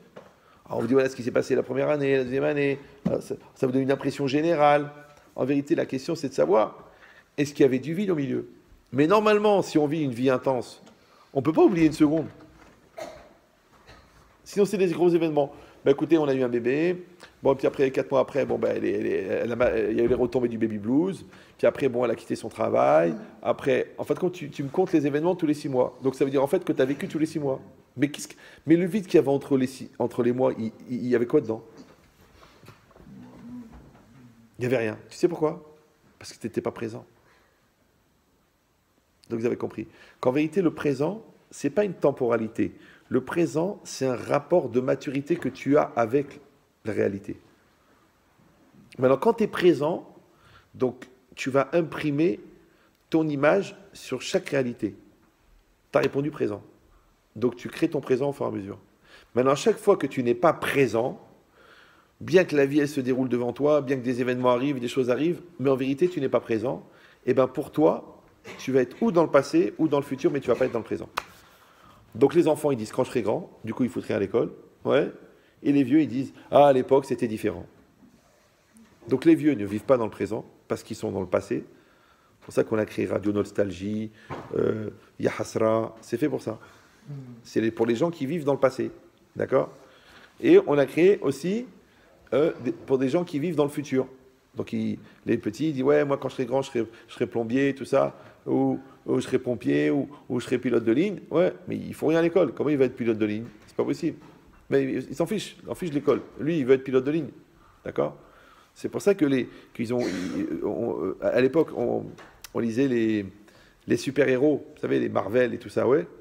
Maintenant, et qui c'est qui va voir les films? C'est des gens de 40 ans. Je crois, quand tu vas voir un truc à 40 ans, les trucs qu'on lisait quand on avait 8 ans. Parce qu'en fait, on prolonge l'enfance. Ça s'appelle un super-héros. Alors que c'est dommage, ça t'aurait évité d'être un super-zéro si tu avais compris que ça, c'est des films. Mais la réalité, c'est à toi d'être le super-héros. Tu te lèves le matin, tu mets tes tuilines, t'es un super-héros. Tu manges cachère, t'es un super-héros. Tu gardes ta tête, t'as pas des mauvaises pensées, t'es un super-héros. T'as fait toute la prière sans détacher ton esprit de Dieu, mais t'es Superman, toi. Non, on va te faire rêver que t'es comme ça, dans le ciel, en train de voler, avec ta cape rouge. Ouais. Mais attends, ça n'existe pas tout ça, là. C'est rien du tout. C'est juste des halomot. Mais comme c'est beaucoup plus facile de rêver que d'assumer, donc c'est beaucoup plus facile d'être absent que d'être présent. Maintenant, c'est quoi le vrai problème? C'est pas de rêver, c'est que le temps passe. Je m'excuse de le dire, mais la vie, c'est pas comme un film. Tu appuies sur stop, pause. Il n'y a pas de pause. Il n'y a pas de pause.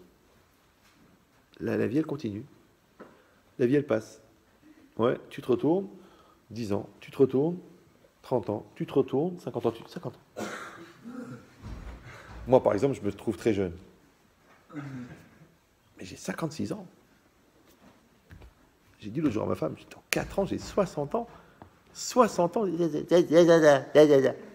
ne vais pas continuer à parler à des jeunes de 20 ans. À 60 ans. Ça ne veut rien dire, non? Oui, non, oui, non, oui. Pourquoi pas? Ah, c'est gentil. Ouais. Bah parce que je suis plus de la même génération, j'aurai plus la même vie, j'aurai pas les mêmes références. Donc je vais même pas les comprendre. Et si je les comprends pas, comment ils vont me comprendre?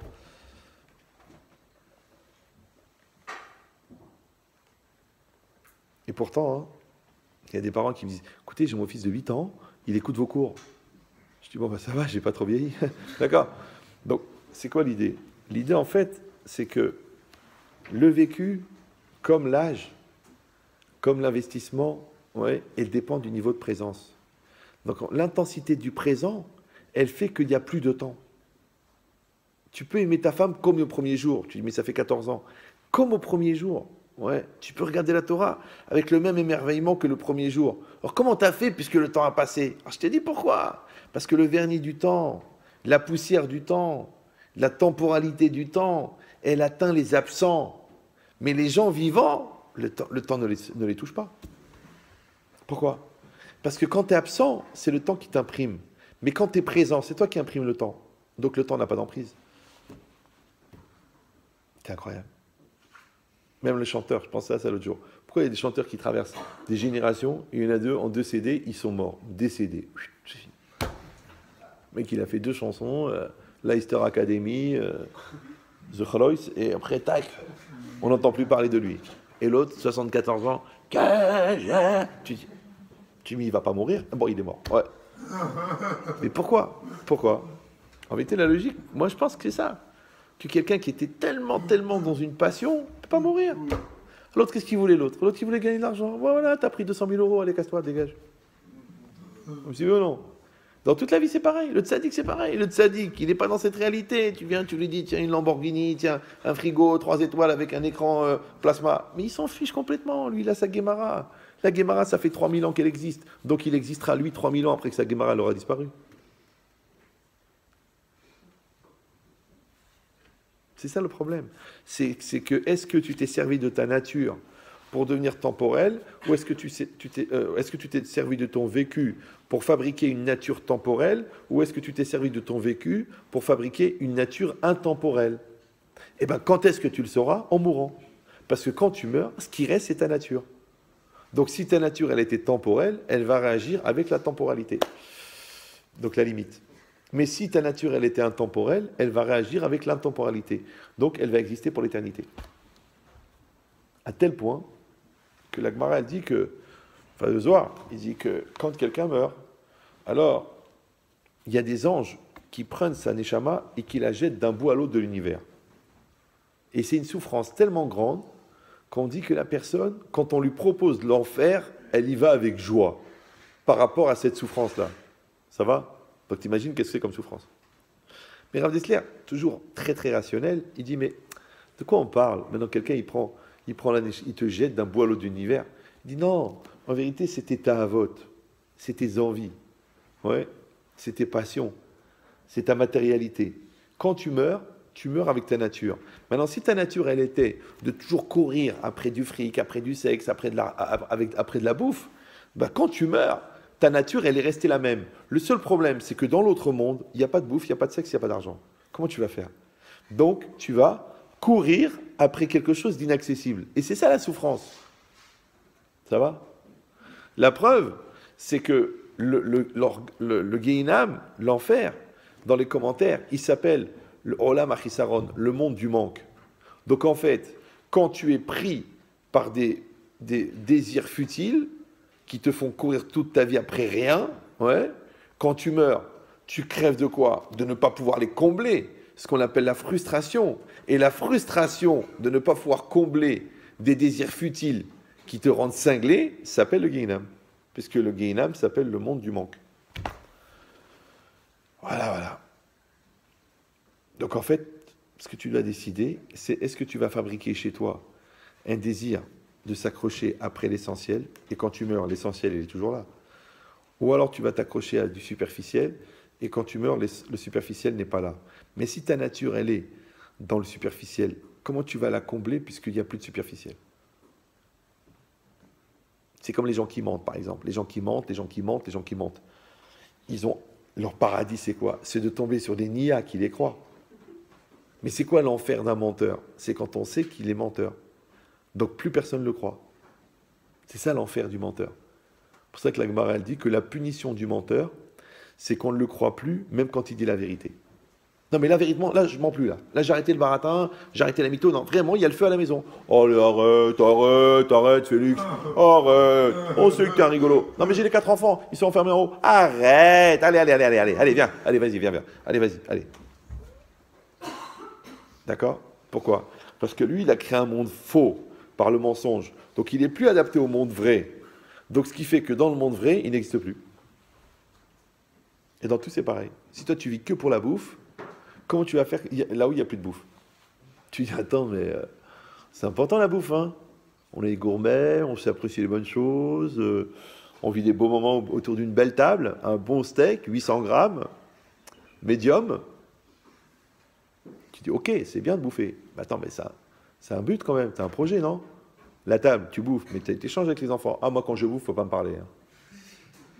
Donc, en fait, c'est cette espèce d'escroissance d'estomac, quoi. Tu as une bouche et un estomac, c'est tout. Des sucs digestifs et des sucs à l'intérieur pour sentir le goût. Tout le reste, ça sert à rien. Les poumons, tout ça, ça sert à rien. Même les poumons, c'est pour alimenter en oxygène tes sucs digestifs. Comme ça, tu reçois plus les sensations du goût du steak. C'est pour ça que quand on est enrhumé, on n'a plus de goût parce que l'oxygène, il va plus faire ressortir les goûts. D'accord? Mais t'es pas un tube digestif, t'es une personne. T'es pas une machine à sous, t'es un père de famille. T'es pas une vache laitière, t'es une maman. Tu t'es posé la question ou non? Tu dis non, moi, vous savez, moi, pas trop de questions, pas trop de réflexions. Je mange, je digère, je meurs. Ça, c'est un programme. Pour une vache laitière. Mais pour une personne, c'est pas possible. Sauf si vraiment ta nature, c'est personne. Et à ce moment-là, tu peux même t'appeler personne. Il y a une thèse qui a été écrite en psychologie qui s'appelle Mon nom est personne. D'accord? Non. C'est que la personne, au fond, elle n'a pas fabriqué une nature qui est intemporelle. Donc quand la Torah, elle te donne la mitzvah, elle existait avant que le temps existe. Quand Hachem te donne la Torah existait avant que le temps existe. Donc la Torah n'est pas soumise au temps, la mitzvah n'est pas soumise au temps. Après, c'est comment est-ce que toi, tu vas t'assimiler à cette intemporalité. Et là, au milieu, au milieu, il y a de la matérialité. D'accord? Parce que dans le Shabbat, il y a de la bouffe et il y a du sommeil. Ok. Dans le Yom Tov, il y a des bons repas, il y a des ambiances. Ok. Dans le mariage, eh ben, il y a la sainteté du mariage et il y a la sainteté du mariage. Et oui, c'est un problème. Donc ça veut dire qu'il y aura toujours de la matérialité et de la spiritualité. Il y a eu des tentatives. Il y en a, ils ont dit non, il n'y aura que de la sainteté. Bon, après, ils couchent avec les rats, avec les animaux, avec le jardinier. D'accord? Ils ont trouvé des squelettes de bébés dans la cave des couvents. Grande question. Comment elles sont tombées enceintes, les bonnes sœurs? Il y en a qui disent le Saint-Esprit. Il y en a qui disent que c'est le deuxième prénom du jardinier. Il n'y a pas. L'Immaculée Conception, ça n'a marché qu'une fois. Et on n'a eu que des problèmes. D'accord? Donc, une femme, elle doit se marier. Un homme, il doit se marier, c'est normal. Tu dis non, non, non, on ne se marie pas, on est marié avec Dieu. Tu peux pas, tu es humain. Marie-toi, c'est tout. Marie-toi. Maintenant, quand tu es devant ta femme, est-ce que tu vois un steak organisé de manière harmonieuse ou tu vois une personne? Ça, c'est ton problème. Ouais, c'est toi qui décides. Toi, tu vois comment ton mari? Une machine à sous ou un homme qui se fatigue pour ton bien-être? Décide-toi, parce qu'il faut décider. Parce que si un jour tu trouves une machine à sous qui produit plus d'argent, tu peux partir. Tu peux dire, attends, franchement, t'assumes plus le standing, je préfère avec Jean-Claude, qui touche 23 000 euros par mois. En fait, tu avais épousé une machine à sous. Donc en fait, c'est la nature de ton mariage, la nature de ta relation avec le travail, la nature de la relation avec les enfants, qui va donner la nature de ce que tu es. Et la nature de ce que tu es, malheureusement, le goût du gâteau, tu l'auras qu'au moment où tu le goûtes. Je ne sais pas si vous comprenez. C'est-à-dire qu'on met des bons œufs, on met du sucre, on met tout, on mélange, on met la crème, et on met au four. Et après qu'on le sort du four, l'heure de vérité, on enfonce la cuillère, on prend la crème, le fruit, le fond de tarte, et on met dans la bouche. Et là, le jugement dernier. Je crois que tu as mis du sel à la place du sucre. Donc tu dis rien, tu t'étouffes. Tu dis pourquoi tu deviens vert? Ouais. Je crois que les fraises étaient tournées. Je crois que les œufs étaient pourris. C'est ça le problème. Donc à 120 ans, on va goûter le gâteau. Maintenant le mec malin, il a mis les bons ingrédients. Et le Brel, il a dit personne ne me voit, je mets des œufs pourris. Personne ne me voit, je vole le sucre. Personne ne me voit, je mets le four à 600 degrés, comme ça gagne du temps. Il est cramé. Non, c'est un style. Il est cramé, ton gâteau. C'est un style. On t'a dit, tu mets à 150, et après, pour finaliser, tu mets à 180. Toi, tu as mis à 600. C'est pas un four, c'est un four crématoire. Regarde la gueule du gâteau. Mais ça se mange comme ça, je te dis. Ma mère, elle le faisait comme ça. C'est pour ça que toute la famille a des brûlures d'estomac. C'est normal, ouais. Donc, ça veut dire que le travail, il est de fabriquer le gâteau. Maintenant, réfléchis bien que le gâteau, c'est quoi? C'est un process. Le process, c'est des ingrédients. Ben, c'est très simple. Le rapport entre l'ingrédient et le temps, c'est le rapport entre toi et le temps. Donc le bon Dieu, il t'a donné une recette avec un projet de fabriquer le gâteau. Et toi, à chaque instant. Maintenant, tu as bien compris que quand tu as monté les blancs, tu ne peux pas les laisser 2 ans. Vous me suivez ou non? Quand tu as pétri la pâte, tu ne peux pas laisser une semaine. Donc tu vois comment le temps, il rentre en ligne de compte. Mais dès que tu as mis l'eau sur la farine, le temps, il déclenche. Dès que tu as battu les œufs, le temps, il se déclenche. Dès que tu casses les œufs, le temps, il se déclenche. Parce que tu es obligé de tenir compte du temps. Dès que tu as mis la tarte au four, le temps, il se déclenche. Tu dis, oh, tu sais, 20 minutes, 40 minutes, une semaine. Ce qui compte, c'est l'intention. Mais non, la cuisson, elle prend du temps. Alors maintenant, tu te poseras toujours la question. Est-ce que c'est la cuisine qui prend du temps? C'est la cuisson qui prend du temps? Ou c'est le temps qui est en train de cuire? C'est le temps qui est en train de cuire. C'est pas le four qui est en train de cuire, c'est le temps. Comme dans la vie. Des fois, tu vois des enfants qui te font ça. T'as essayé, tu as parlé, t'as expliqué, tu l'as emmené chez un psy, tu l'as emmené chez un analyseur de comportement. À la fin, les mecs, ils t'ont dit, écoutez, il faut qu'ils grandissent. Il faut qu'ils grandissent. Effectivement, il a grandi, il est devenu raisonnable, il s'est mis à bosser, il s'est calmé, il s'est posé. Voilà, il fallait qu'il grandisse. Donc tu vois, ça, c'est le temps. Toi, tu dis non, mais je vais le mettre au micro-ondes. C'est le temps. Mais je vais faire accélérer. Non. Quand tu vois des gens comme ça, ils foutent rien, puis, sur le coup, un mois du bac, tac. Ouais. L'autre, il fait rien, et après, il rentre à l'armée, paf, il devient un mec super. L'autre, il se marie, il devient un homme responsable. Alors qu'avant, c'était le rigolo, gigolo, clo-clo. Rien du tout. Ouais. Tu dis, mais qu'est-ce qui s'est passé? Mais attends, attends, je le connais. Attends, c'était The Rigolo. C'était le délire, c'était le mec, quand sa femme qui était enceinte, tac, il a eu un choc mental. Ouais, d'un seul coup, on va être sérieux, viens, on met des mises-autres, viens, on évolue, viens, on grandit, on arrête de se dire des gros mots. Maintenant, le bébé, il est dans le ventre, on fait plus n'importe quoi, on fait pas n'importe quoi, on arrête de fumer n'importe quoi. Qu'est-ce qui s'est passé? Prise de conscience. Alors, le problème, c'est que tu sais jamais quand est-ce qu'elle va venir, cette prise de conscience. Alors, qu'est-ce que tu crois, toi? C'était les 28 ans, 6 mois, 4 jours qui ont provoqué ça? Hein? Ou alors non, c'est parce que la circonstance, elle a fait que. Alors je vous dis, la rencontre entre les deux s'appelle le temps présent. Comme des gens, ils laisse-moi tranquille avec la religion, ils perdent leur père, tac. D'un seul coup, bon, qui c'est qui va faire le kaddish? Hop, d'un seul coup, pas tous les jours à la synagogue. Après, il prend l'habitude. Après, on dit, tiens, viens de Var Torah pour ton père. Le mec, il dit Var Torah. Après, il s'intéresse. Après, il étudie tous les matins. Après, il étudie à mi-temps. Je dis, mais attends, c'est. Le mec, je te promets, il mangeait des écrevisses en se moquant des religieux. Et maintenant, tu le vois. Au Hashem, le Marnachem, au Hashem. William, non, Mordechai. Ah, excuse-moi. C'est bizarre, non? Pourquoi il fallait qu'il perde son père pour se rendre compte qu'il n'avait jamais répondu présent? C'est pour ça. C'est pour ça qu'ici, ouais,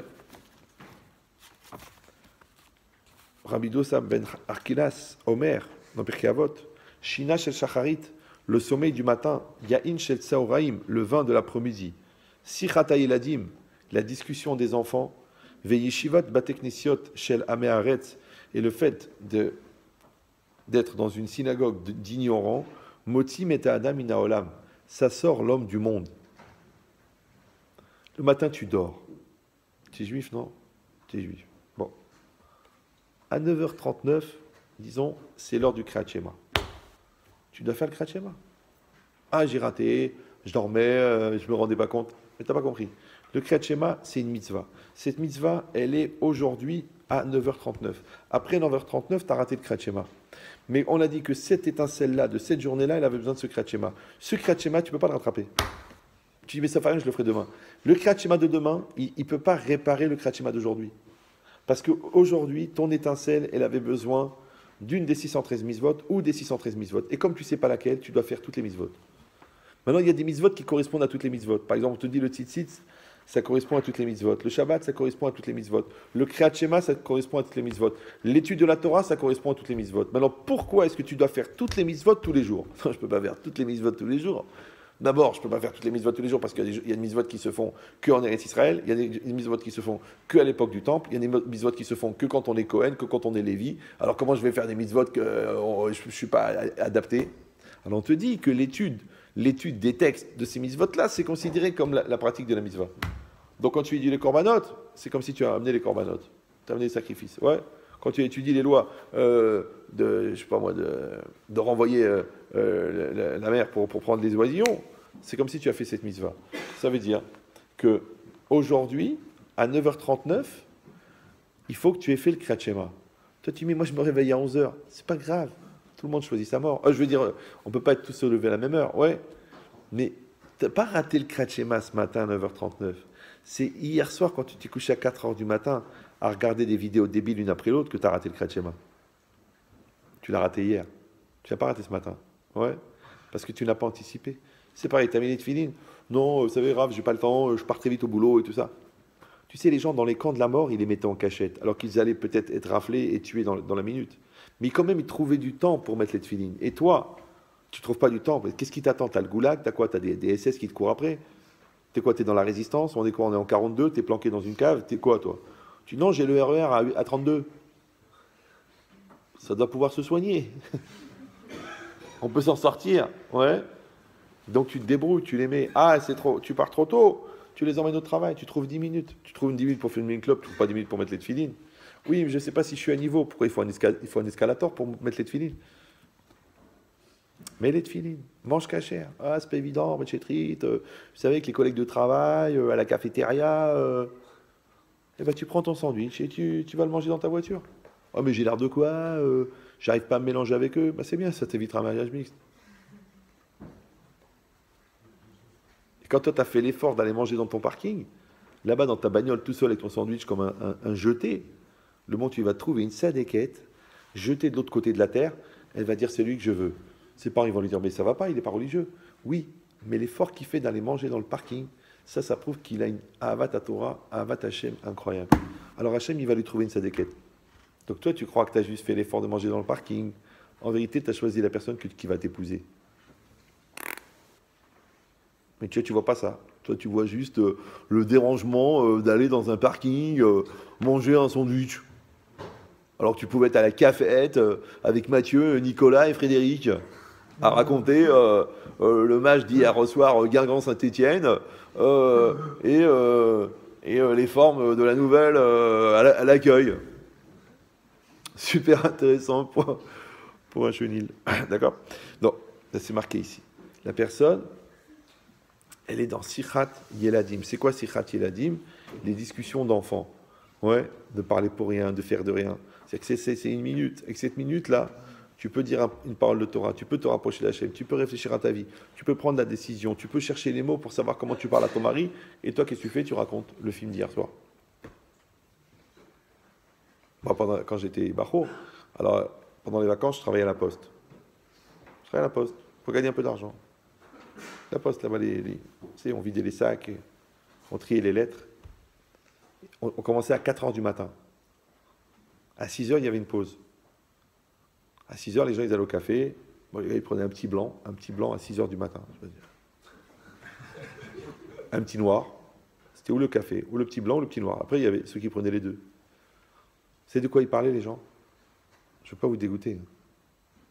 Ils parlaient de leurs problèmes intestinaux. Comme ça. Oh ben hier, je vais te dire, j'en ai fait une. Oh là là. Oh, mais... Et moi j'entendais ça. Je disais, c'est pour ça que les mecs ils se mettent à parler. Déjà, ils n'avaient pas besoin de parler parce qu'ils auraient pu utiliser un autre orifice pour raconter ça. D'accord? Mais j'ai dit, tu sais ce qui est marqué? Ce qui est marqué dans la Torah, que celui qui n'a pas de Torah, il a Gassut HaRuach. Gassut HaRuach, c'est la grossièreté de l'esprit. Il n'a pas la finesse et il a l'orgueil. C'est que la Torah, elle fait réfléchir la personne, elle fait évoluer la personne, elle purifie la personne, elle sanctifie la personne. Parce que tu ne peux pas faire des choses saintes avec un corps pourri, donc tu vas te préserver. Tu ne peux pas faire des choses, dire des paroles saintes avec une bouche pourrie. Alors tu vas retenir ta bouche. Tu ne peux pas regarder les lettres de la Torah alors que tu as regardé des choses dégueulasses. Donc tu vas préserver tes yeux. C'est-à-dire que la Torah, elle fait rentrer chez toi la finesse.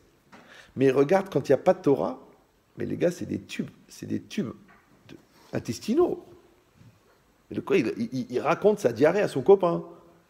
Je les entendais, hein, tous les jours, c'était la discussion. Et moi, j'ai dit, Baruch Hashem Shelo Asani Goy. Un miracle, parce que dans les Gilgulim, tu peux tomber breton aussi. Ouais. Mais c'est quoi l'idée? C'est pas Chazve Shalom de dire, ah, Baruch Hashem, c'est est-ce que je suis un bon juif?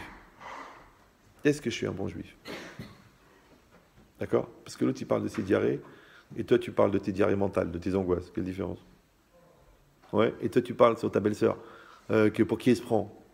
Donc toi, tu es dans la Shonara. Alors, qu'est-ce que ça change? Donc vous avez compris qu'en fin de compte, la personne, qu'est-ce que c'est marqué ici? Sichat Yeladim, ça veut dire les discussions vides. D'accord? Ou d'être dans une synagogue d'ignorants. Synagogue d'ignorants, ça veut dire, on parle des synagogues où les gens, ils font tout pour rester ignorants. Et grâce à Dieu, ils réussissent. Dès que tu leur dis, on prend une initiative, on fait une mitzvah, ah, laisse tomber.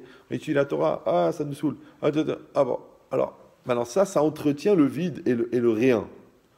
Maintenant, ces 4 choses-là, ouais, le sommeil du matin qui te fait rater la prière, le vin de l'après-midi, c'est-à-dire qui t'empêche de vivre ta vie parce que tu es bourré, mais le vin de l'après-midi, ça peut être aussi de faire des choses futiles.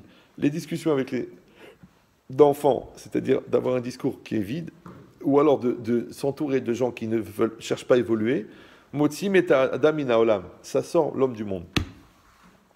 Et c'est quoi ça? En vérité, c'est pour vous dire que le principal objectif du Yetzer Hara n'est pas de faire fauter l'homme. Pas du tout. Le principal objectif du Yetzer Hara, c'est de perdre du temps. C'est ça qu'il veut. Il veut qu'on perde notre temps. D'accord? Donc jusqu'à l'âge de 15 ans, on ne sait pas que le temps existe. D'accord? Après, entre 15 et 22 ans, on est obsédé par le sexe opposé et par la relation avec nos parents qui n'est pas normale. Après, on épouse quelqu'un et après, on est obsédé par l'argent ou par l'ambiance ou par le nombre d'enfants. Ouais.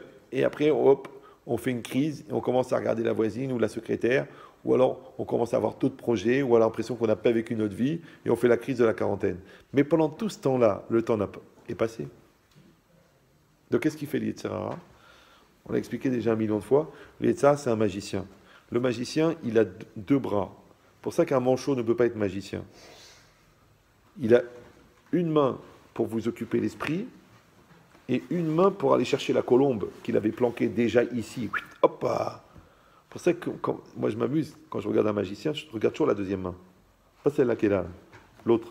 Et tu vas voir, il fait comme ça. Et ça, c'est dans le mouvement d'avant en général. Ouais. Donc quand il sort la carte, de l'autre côté, avec cette main-là, hop, il a mis quelque chose ici.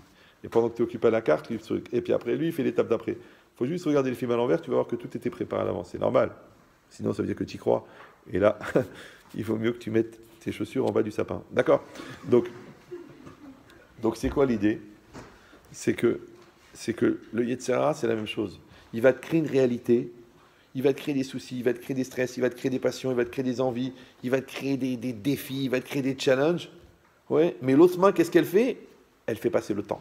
Elle fait passer le temps, elle fait passer le temps, elle fait passer le temps. Et après, tu te réveilles, tu dis, oh, le temps est passé. Ouais. Toi, tu t'étonnes que ta femme, elle fait la tête. Mais ça fait 14 ans qu'elle attend que tu changes. Mais quand on s'est marié hier, toi, tu crois que c'est hier, parce que tu es pris, parce que les crédits, parce que l'argent, parce que les nerfs, parce que le loyer. Mais le temps, il passe. Elle attend depuis 14 ans. Maintenant, elle t'a pas épousé pour que tu payes le loyer. Sinon, elle aurait épousé un banquier. Elle t'a épousé pour que tu changes. Comme elle aussi, elle va changer. Donc en vérité, est-ce que tu as utilisé ce temps pour changer ou non? Si tu n'as pas utilisé le temps pour changer, eh ben c'est le temps qui t'accuse. Parce qu'elle te le dit, elle te dit pas, il s'est passé ça, il s'est passé ça, il s'est passé ça. Elle te dit, mais ça fait 14 ans que j'attends. Et toi, qu'est-ce que tu fais? Tu fais le contraire. Oui, mais il s'est passé ça, il s'est passé ça. Donc toi, tu justifies pas les actions que tu as fait, et elle reste sur le fait que le temps est passé. Ça va? Donc en fait, toi, tu joues avec ton Yetzer Hara et elle joue avec le fondamental. Et des fois, c'est le contraire. C'est lui qui attend pendant des années et c'est l'autre qui perd patience. C'est comme ça la vie. Alors moi, je vous le dis. Au lieu d'essayer de se dire l'autre et moi et l'autre, pourquoi tu dis pas moi et moi? Comme tu veux, non? Pourquoi tu dis pas il y a moi qui se fout de moi? Parce qu'il y a un moi qui fait genre je m'occupe, d'accord?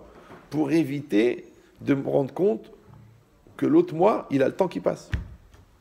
Maintenant, quand le moi qui s'occupe, ils vont rencontrer le moi du temps qui passe, tu vas t'occuper efficacement. Donc tu vas arrêter de perdre ton temps. Et à ce moment-là, tu verras que non seulement que ton action, elle sera bonne, mais en plus de ton action, elle sera complète, et ton action, elle sera génératrice de satisfaction. Pourquoi? Parce que le fait de répondre présent, ça donne une valeur à ce que tu fais, ça donne une valeur à ce que tu es. Pourquoi? C'est comme la recette, tous les ingrédients étaient bons et tous les ingrédients ont été mis au bon moment. Donc maintenant, quand tu goûtes le gâteau, il est magnifique. Donc normalement, toi, tous les matins, tu devrais prendre un morceau de ta vie, goûter et dire, mais je suis une personne super. J'ai payé ma dette au bon Dieu. Ouais, quand tu sors de la prière et que tu as bien prié, tu sens que tu vas faire une bonne journée parce que tu as payé ta dette au bon Dieu. Après, tu vas au travail, tu travailles sérieusement à 13h30. Tu dis, j'étais un employé modèle, j'ai mérité mon salaire. Après, tu rentres chez toi à la maison, tu t'occupes comme... Tu es un bon papa, tu es un homme bien, d'accord? Tu payes ta dette à ta famille. Après, tu vas bien dormir, tu te reposes, tu te détends, tu payes ta dette à ton corps. Tu as payé la dette à tout le monde, tu dors tranquille. Par contre, si tu fous rien au boulot, tu penses que la religion c'est des bêtises et que tu t'enfuis dans ton travail pour pas que t'occuper de ta famille et quand tu es au travail tu t'amuses à jouer avec des jeux vidéo parce que tu as le stress des clients, c'est normal que tu n'arrives pas à dormir la nuit. Parce que tu sais que tu n'as rien foutu de ta journée. Metuka chez Nata Oved, il est doux le sommeil du travailleur. normalement, tu fermes les yeux, tu dors. Paf! Tu dis, attends, c'est pas si simple, des fois on est nerveux, des fois on a des soucis, des fois... Mais pourquoi tu as des soucis? Puisque tu as fait ce que tu avais à faire. La vie, c'est une usine. Oui, il y a des produits qui passent, et toi, tu dois mettre une pièce dedans ou un tampon. Tac, tac, tac, tac, tac. Le soir, tu vas, tu dors. T'as tamponné, c'est ce qu'on attendait de toi. Donc toi, tu as été un bon juif, tu as été un bon père, tu as été un bon époux, tu as été un homme bien, mais tu dors tranquille. Tranquille. Mais si tu n'étais pas un bon époux, parce que tu dis, moi j'étais à fond dans mon travail, si tu n'étais pas un mec sérieux dans ton travail, parce que tu dis, j'avais le souci pour mes enfants, si tu n'étais pas un bon papa, parce que tu dis, il fallait que j'étudie la Torah, et tu t'es enfui dans la religion, si tu étais bien dans la religion, mais tu n'étais pas dans ton rôle de père, ben, tu as raté quelque chose. C'est normal que tu n'arrives pas à dormir la nuit.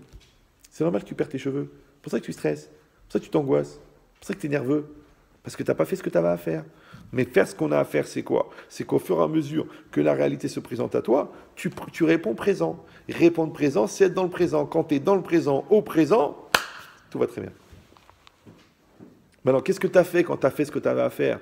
Puisque le bon Dieu, il avait un programme pour toi de ce que tu pouvais devenir et qui te l'a envoyé sous forme de réalité qui contient des épreuves positives et des épreuves négatives. Quand toi, tu as répondu présent, tu as fait la chimie entre ce que Dieu te propose et ce que toi, tu assumes. Et la rencontre entre les deux, ça a fabriqué quoi? Ta nature profonde. Ta nature profonde, c'est le gâteau que tu as fait. Quand tu finis ta vie, tu retrouves quoi? Eh bien, ce que tu as fait. Mais alors, quand tu as fait ce que tu avais à faire, tu meurs tranquille. Il y a des gens, ils arrivent à la fin de leur vie, ouais, ils disent au revoir à tout le monde et ils s'en vont tranquillement. Et d'autres qui crient, ah, je ne vais pas mourir, encore 10 ans, encore 5 ans, encore 1 heure. Mais tu as déjà gaspillé 70 ans, pourquoi on va te donner encore 3 ans? Pourquoi faire? Pour regarder d'autres matchs de foot, pour regarder d'autres filles qui passent dans la rue, pourquoi faire? Pourquoi je vais te rajouter 3 ans? Pourquoi faire? Tu n'as déjà rien fait de ce qu'on t'a donné. Tu veux qu'on t'en rajoute encore pour les jeter, les gaspiller? Alors que si on voit que toi, tu utilises chaque seconde à 100%, mais bien sûr qu'on a besoin de toi. On va te rajouter des années. Pas des heures, des années. C'est normal parce que tu es à 100%. C'est pour ça qu'on dit Yaakov Lomet. Ouais. Ce matin, à Yerushalayim, je me suis assis sur le balcon avec le petit soleil là. J'ai pris un livre, j'ai lu un commentaire. Il dit un truc incroyable. Il disait que Yaakov Avinu, à la fin de sa vie, il a donné des choses à ses enfants. Il leur a expliqué des choses. Pourquoi? Parce qu'en fait, quand un homme meurt, qu'est-ce qui reste? Il reste son da'at. D'accord? Son da'at, ça veut dire il reste sa personnalité, il reste ce qu'il a fait, il reste ce qu'il a dit, il reste ce qu'il a imprimé dans la réalité. Maintenant, ça, cette chose-là, elle se confirme chez ses enfants. Si tu vois que ses enfants sont bien, ses enfants sont sérieux, ses enfants sont des tzadikim, ça veut dire que le gars, ce qu'il a vécu, ce n'était pas de la culture. Mais si tu vois que ses enfants sont des tordus, c'est qu'au fond, il a transmis de la culture, mais il n'a pas imprimé ça dans sa descendance. C'est pour ça qu'on dit Yaakov Lomet. Yaakov n'est pas mort. Pourquoi? Mipnei sheyesh lo banim, parce qu'il a des enfants. C'est que si aujourd'hui encore, on peut parler de la Torah, si on peut transmettre des valeurs de sainteté, si on peut ambitionner le Mashiach, c'est parce que Yaakov, il a tellement été vivant qu'il continue à vivre à travers son da'at. Et nous, comme on est les représentants de son da'at, on est les représentants de sa manière de penser, de sa manière de vivre, de sa manière de concevoir le divin. Donc on fait vivre Yaakov. Comme on fait vivre nos parents, on fait vivre nos grands-parents, on fait vivre nos arrière-grands-parents. Ouais. C'est-à-dire que tu donnes un avenir à toi-même en imprimant les choses de valeur dans ta vie. Et le contraire, tu confirmes que ceux qui étaient avant toi, ils ont existé, puisque tu peux véhiculer la chose que tu as reçue d'eux. Donc ça veut dire que quand tu regardes Yaakov Avinu, ouais, si tu dis il a vécu il y a 3000 ans, tu dis mais non en vérité, puisqu'il est encore vivant.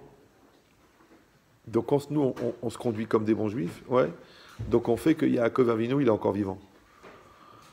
Mais si on se conduit de manière tordue, alors on peut douter non seulement que de la vie de Yaakov, mais il y en a même qui vont douter de son existence.